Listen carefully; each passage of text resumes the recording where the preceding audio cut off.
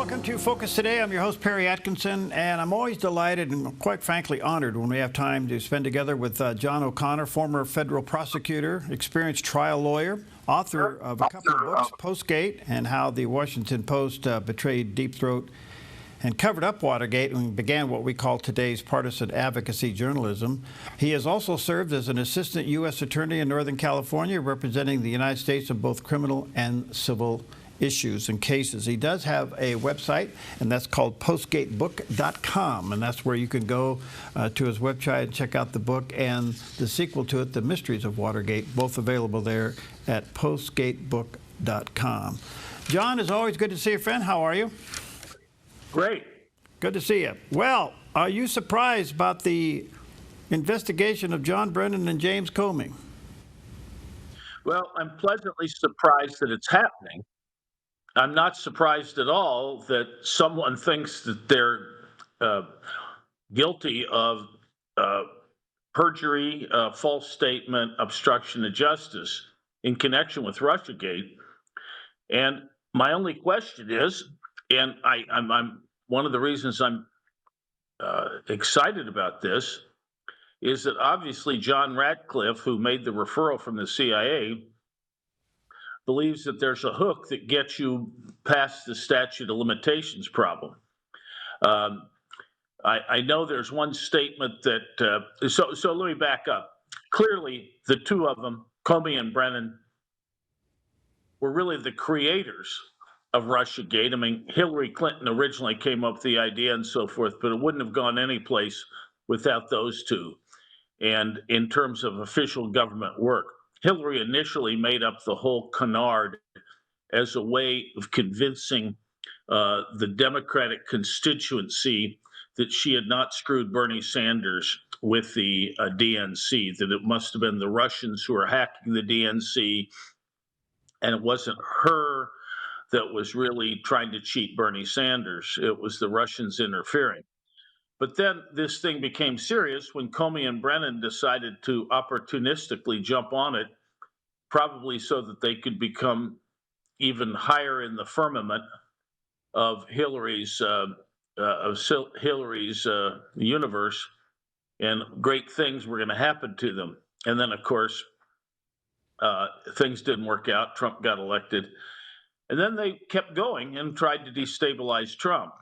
So all these things, the whole idea of getting FISA warrants and so forth, that all occurred based upon false statements to a court. But the problem is that happened in 2016 and 2017. Okay. So how do you jump to today?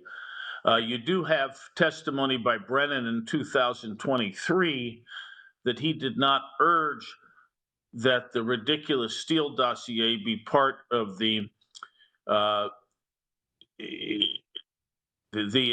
assessment, the intelligence community assessment in the transition between Obama and Trump.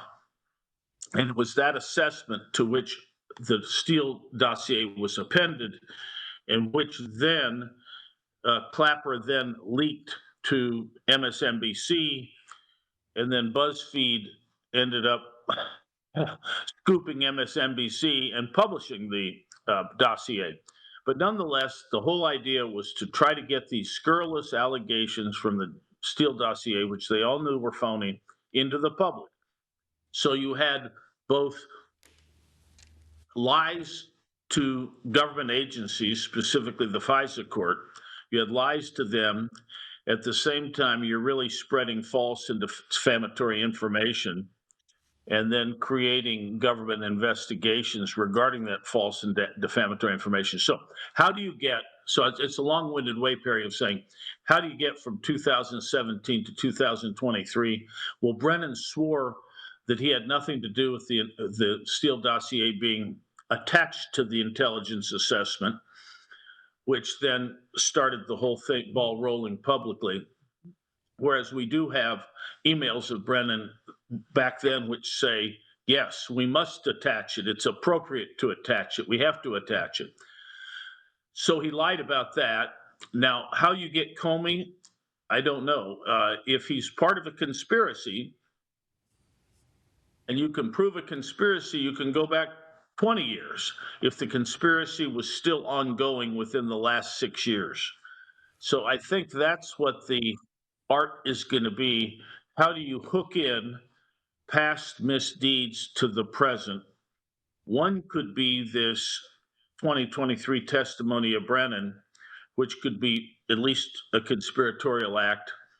And if that's an act that you can connect to the prior acts, then you can hook all the prior acts into an indictment today. So I hope that's not too long-winded, but that's the challenge, is to try to get all these past lies into the present tense. Okay, so this does generate a couple of questions. The first one is, why do you announce an investigation? I mean, shouldn't that be a little bit secretive? Well, first of all, it was leaked. Now, maybe it was an intentional leak, Okay. but I suspect that they would only leak it if they thought there was intentionally leak if they thought there really wasn't a good shot at getting an indictment. And somebody just may be trying to dirty Comey and Brennan. They deserve it, but our prosecution system should not do that. I mean, very frankly, I mean, the prosecutors should be very careful about doing any of this.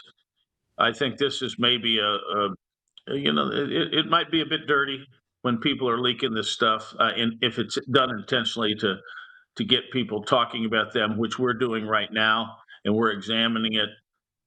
And this is a big deal for Trump. Even his Mar-a-Lago indictment was spurred by the fact that Biden was trying to withhold Russiagate information from him, and that's why Trump was reluctant to give up his documents. So Yeah. Trump has been on a mission on Russiagate because listen, this was terrible. Think about it. The president, a candidate for president, later the president was accused of being a treasonous Russian spy. I mean, how much worse an allegation could you have? And yet it was completely phony. It was floated by two of our two main intelligence agencies. I mean, and the Justice Department. Think how terrible that is. Mm-hmm. So you can imagine, I mean, that Trump is upset. Now, that said, Durham couldn't get him for various reasons that are technical here, and the system did not get him before. And, these guys know their stuff. They know how to be criminals. Okay, so neither one of these, Brennan or Comey, neither one of them received immunity charge or immunities from the former president, did they? I don't believe they did. Okay, so it would seem to me, whether the statutes of limitations stick or there is a little bit of an ambiguity here that brings it up to 2023, isn't the end game two things? One, to expose what really happened, and two, really to ruin these guys' reputation and career? Well, I suppose so. I mean, I think that's what I say about that leak, the leaks recently, which you're not going to find a person that's more sickened by their conduct than I am. I'm fully aware of everything they did, at least that's knowable, and I have nothing but disdain for both of them. But at the same time, I do not think it is fair that these leaks come out if they're intentional leaks and if the idea is to ruin them. I think they should be ruined, but I think if they're ruined, it should be done the right way. Okay. And a lot of this, and again, in our democratic society, a lot of this is about telling the public a story. And I suppose in some way you can justify this by saying, look, it's very important that we learn the lessons of history. And just as we may all talk about a war that shouldn't have been fought or should have been fought a different way, I suppose we need to drum into the populace what really happened here. I'm not sure people know. I mean, the Mueller report comes out, and all the Mueller report says is, okay, Trump's not guilty, but gosh, maybe he obstructed on 12 occasions, and let's talk about what a terrible guy he is. I mean, the problem is turnabout is normally thought to be fair play. I don't think it is. Okay. Just because they did something wrong, I don't think the conservative people should do something wrong. It's been rumored, I'll put that word in there, that the reason for the leak of the investigation was a cover-up of the story of Epstein's not releasing so-called blacklist or the list, that one story kind of countered the other for a day in the headlines. Well, it certainly did. It certainly had its effect, but the Epstein issue is there, and it's a very stubborn problem because most people are just not buying the fact that there's nothing there. So that could have been it. Okay. That could have been it, but that could have been the motive. I want to come back to that little area of statute of limitations. Do you think there is real opportunity to get Brennan for his 2023 speech or talk? Yes, I do. I think it may well be just a single rifle shot for that one piece of testimony. I think it would be fair game to indict him for that. I mean, from what I've seen, I mean, there's an email out there that's so emphatic that Brennan was urging that be attached, that the Steele dossier be attached. And that's such an important fact. That's not an insignificant fact. And also all the circumstantial evidence is such that Brennan was out there trumpeting this thing. He, for instance, told a lot of false things to Harry Reid, the senator who loved to then take them and put them in a public letter trying to get election points for Hillary and against Trump. Brennan was politicking with this. He was telling lies to favored members of Congress. So I don't have any sympathy for him and what he was doing. And I think there's enough for an indictment. Now, what can he say? Gee, I forgot when I testified in 23, I forgot what I said in 2016.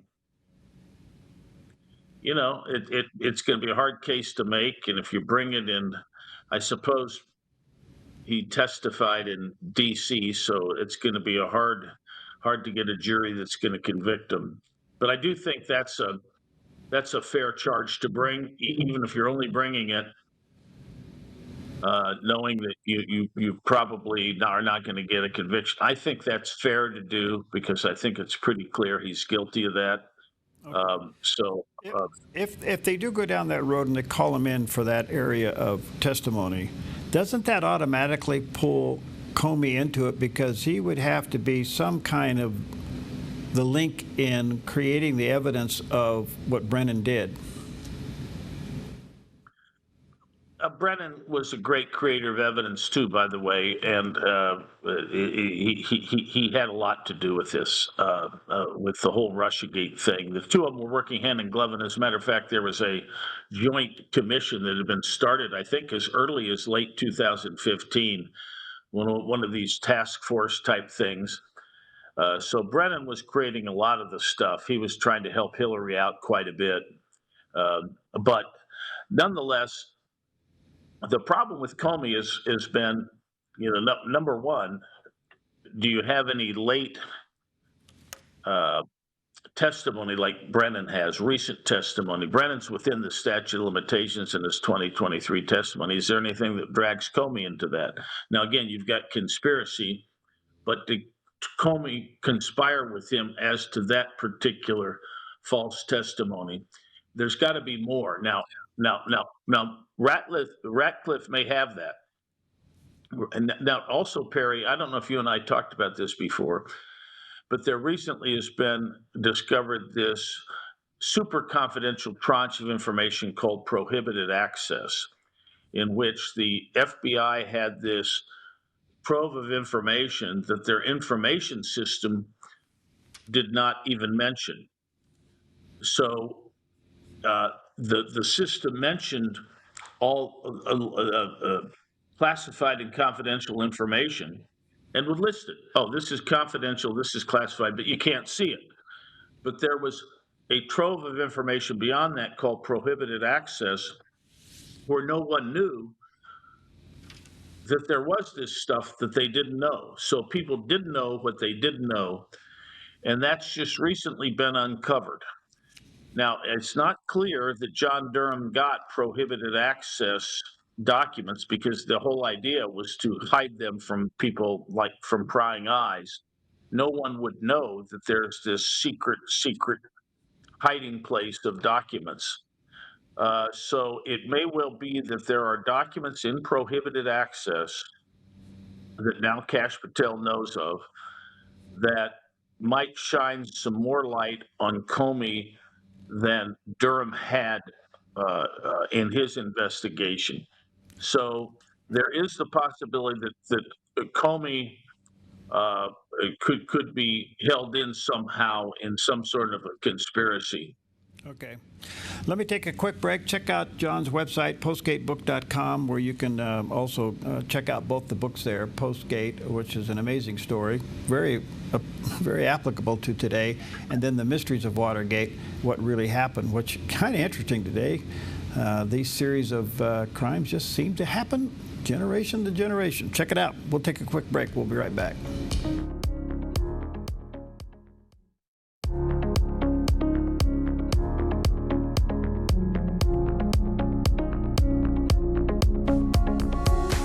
Hi, welcome back, and honored always to have with us John O'Connor, former federal prosecutor, and also served as a U.S. attorney in Northern California, there as a representing the United States in both criminal and civil cases. He's one of the great legal minds of our day, and I always am honored when we have time to spend with him. John, I do want to come to the sensitive topic of what's really going on from your perspective with the Epstein file case. And let me kind of set up my thinking, and then you can take it from there. But it appears, I mean, people are upset that there's no client list. But it looks like Attorney General Bondi did get more information than was previously released. But is there still more information to be had that she doesn't have? They did come up with the fact, let me put it this way, they came up with the conclusion that he did commit suicide in the prison. Question is, how does that happen? But it did. Some sect he was murdered. How that could happen, who knows? And the other one is, why isn't there a list? So what's your take on this thing?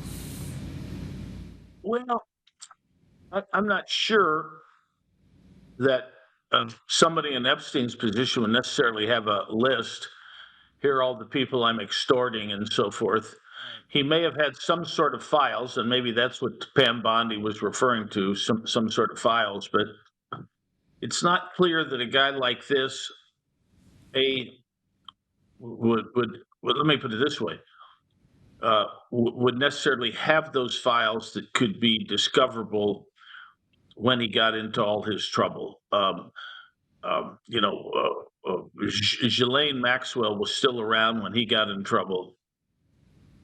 And I can't believe that she did not hide incriminating documents or destroy incriminating documents. I think there's probably a trove of videos and so forth and so on that we'll never see, that those are lost to posterity. So that's the real question is how much was lost. Here's another issue here, Perry, that I'd like to bring up. Obviously, Epstein was involved a lot in extortion. I think that's one of the ways he got wealthy. Now, that said, we're now tied into something that goes back to well before Watergate, which is the CIA is basically in that business. And there's a strong rumor that Epstein was a CIA asset or CIA source. And that's quite believable, because remember, the CIA is precisely in the business of extorting people based upon sexual machinations. Now, you can't get better the not only extramarital affairs, but those with younger women, and who knows what other bizarre stuff was going on there. So I question whether or not national security was an issue that bothered Bongino and Kash Patel when they sort of showed up tight-lipped the other day and said, "There's nothing to see here." There may be a lot going on below the surface here, and there, of course, nobody's going to tell us, "Gee, we're withholding this from you because it's national security." I, if there is a national security component to this, it explains everything. Is what I would say. Okay. Because the other thing is that's an angle I haven't heard, and it makes total sense. What about flight logs? Wouldn't they still be an issue?